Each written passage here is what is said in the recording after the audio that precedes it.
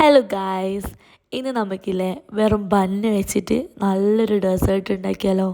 നല്ല അടിപൊളി ടേസ്റ്റുള്ളൊരു പുഡിങ് ഉണ്ടാക്കാം കേട്ടോ. അപ്പോൾ അതിനായിട്ട് ഇതുപോലത്തെ ഒരു 3 ബന്നെടുക്കാം. ഇനി നമുക്കിതാ മിക്സിയുടെ ചെറിയ ജാറിൽ ഇതിങ്ങനെ പീസാക്കിയിട്ട് ഇട്ട് കൊടുക്കാം കേട്ടോ.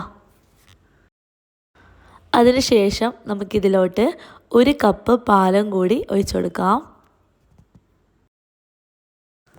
അപ്പോൾ ഞാനിപ്പോൾ ഉണ്ടാക്കുന്നത് വെറും 2 പേർക്ക് കഴിക്കാനുള്ള ആ ഒരു ക്വാണ്ടിറ്റി ആണ് കേട്ടോ. അപ്പോൾ ഇത് നിങ്ങൾ ഉണ്ടാക്കുന്നുണ്ടെങ്കിൽ കുറേ ആളൊക്കെ ഉണ്ടെങ്കിൽ ഉറപ്പായിട്ടും ഇതിൻ്റെ ഡബിളായിട്ട് എടുക്കുക കേട്ടോ, ബന്നും അതുപോലെ തന്നെ പാലൊക്കെ. പിന്നെ വേണ്ടത് മുട്ടയാണ്.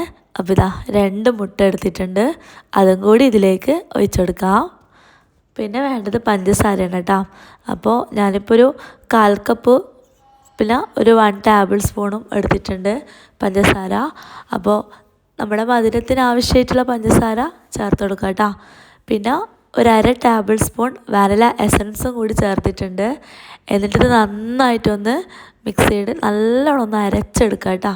നല്ല ഫൈനായിട്ട് അരച്ചെടുക്കണം. അപ്പോൾ അതവിടെ മാറ്റി വെക്കാം. ഇനി നമുക്കൊരു കാരമൽ ഉണ്ടാക്കണം. അപ്പോൾ നമ്മുടെ നോർമലായിട്ടുള്ള ചായച്ചമ്പുണ്ടല്ലോ, ചായച്ചമ്പിൽ ഒരു 1/4 കപ്പ് പഞ്ചസാര ഇട്ട് കൊടുക്കാം. എന്നിട്ട് ലോ ഫ്ലെയിമിൽ വെച്ചിട്ട് സ്റ്റീലിൻ്റെ ചായച്ചമ്പായതുകൊണ്ട് തന്നെ പെട്ടെന്ന് കാരമലാവും കേട്ടോ. ആ ഒരു ചൂട് തട്ടിയിട്ട് ഒരുപാട് സമയമൊന്നും വേണ്ട. അപ്പോൾ നല്ലൊരു ഗോൾഡൻ ബ്രൗൺ കളറായി കഴിഞ്ഞാൽ നമുക്കിതിൽ നിന്ന് മാറ്റാം കേട്ടോ. അപ്പോൾ നമ്മൾ കാരമൽ ചെയ്യുമ്പോൾ വളരെയധികം സൂക്ഷിക്കണം, കരിയാൻ പാടില്ല. നല്ലൊരു ഗോൾഡൻ ബ്രൗൺ കളറായി കഴിഞ്ഞാൽ പെട്ടെന്ന് നമുക്കിതിൻ്റെ ഫ്ലെയിം ഓഫ് ചെയ്യണം കേട്ടോ. കരിഞ്ഞു പോയി കഴിഞ്ഞാൽ ഒരു കയ്പ്പ് ടേസ്റ്റ് ഉണ്ടാകും. അപ്പോൾ നമ്മുടെ ഈ ഒരു പുഡിങ് കയ്പ്പായിട്ട് തന്നെ ഉണ്ടാവും കേട്ടോ. അപ്പോൾ ഇതാ ഈ ഒരു കളറായി കഴിഞ്ഞാൽ നമുക്ക് ഓഫ് ചെയ്യാം. പിന്നെ ഞാനിതാ ഉണ്ടാക്കുന്നത് ഈ ഒരു ലഞ്ച് ബോക്സിലാണ് കേട്ടോ. അപ്പോൾ ഇതുപോലത്തെ സ്റ്റീലിൻ്റെ ലഞ്ച് എടുത്തിട്ടുണ്ട്. അതിലേക്ക് കുറച്ചൊന്ന് ബട്ടറോ അല്ലെങ്കിൽ നെയ്യോ തടവിയിട്ട് കൊടുക്കാം കേട്ടോ. ഇനി നമ്മൾ ഉണ്ടാക്കി വെച്ചിട്ടുള്ള കാരമൽ ഉണ്ടല്ലേ, അത് നമുക്കിതിലേക്ക് ഫുള്ളായിട്ട് തന്നെ ഒഴിച്ചു കൊടുക്കാം. ആ ഒരു താഴത്തെ ഭാഗത്ത് ചെറിയൊരു കാരമൽ കോട്ടിങ് കിട്ടാൻ വേണ്ടിയിട്ടാണ് ഇങ്ങനെ ചെയ്യുന്നത് കേട്ടോ.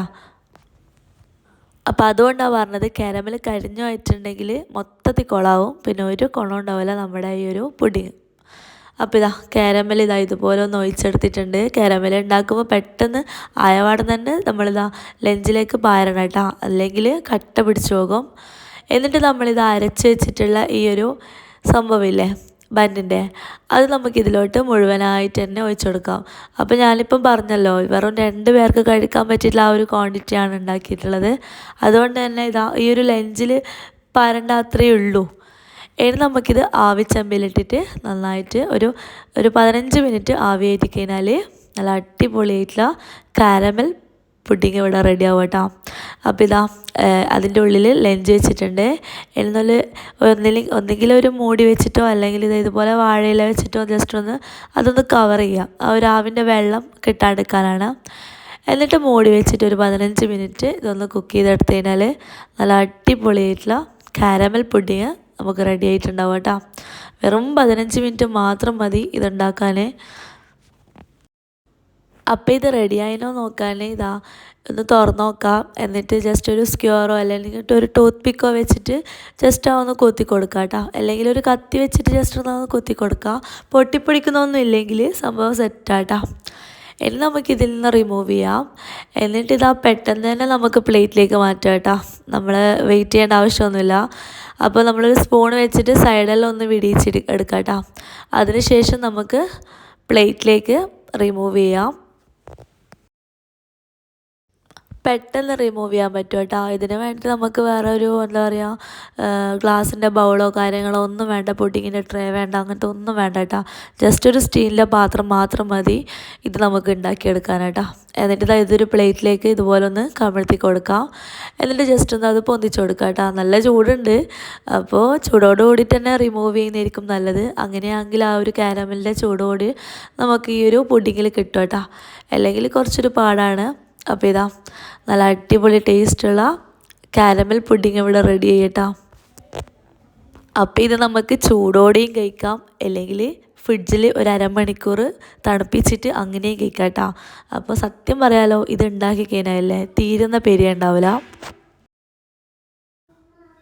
അപ്പോൾ ഇത് ചൂടോടെ തന്നെയാണ് നമ്മളിപ്പോൾ കഴിക്കുന്നത് കേട്ടോ, തണുപ്പിക്കാനൊന്നും ടൈം കിട്ടിയിട്ടില്ല. അപ്പോൾ വീഡിയോ ഇഷ്ടമായിട്ടുണ്ടെങ്കിൽ ഒന്ന് ലൈക്ക് ചെയ്യാനും ഷെയർ ചെയ്യാനും ചാനൽ സബ്സ്ക്രൈബ് ചെയ്യാനും മറക്കരുത്. മറ്റൊരു നല്ലൊരു വീഡിയോയുമായി വീണ്ടും കാണാം. അതുവരേക്കും bye from Anuswa. Thank U.